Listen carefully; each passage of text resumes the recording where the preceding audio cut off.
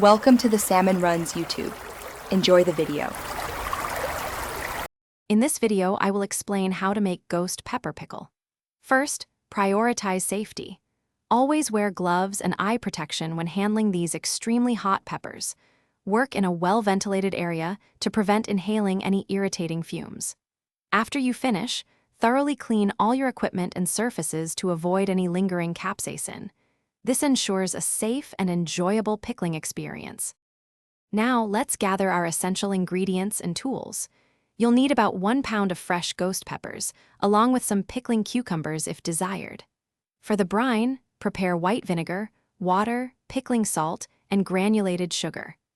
Don't forget to sterilize your canning jars, lids, and rings properly to ensure a safe and long-lasting pickle. Next, we'll craft your spicy pickles.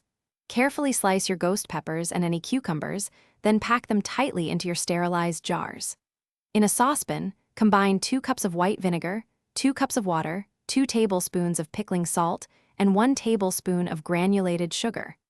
Heat this mixture until the salt and sugar are fully dissolved, then pour the hot brine over your packed vegetables, ensuring you leave 1/2 inch of headspace.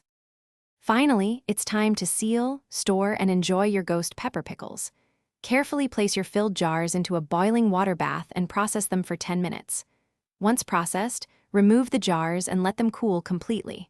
For the best flavor, allow your pickles to cure for at least 2 weeks before opening. Also, for some great financial wisdom, check the description for a link to * the simple path to wealth * and other deals. Enjoy your fiery creation. Thanks for watching. Consider subscribing if we helped you.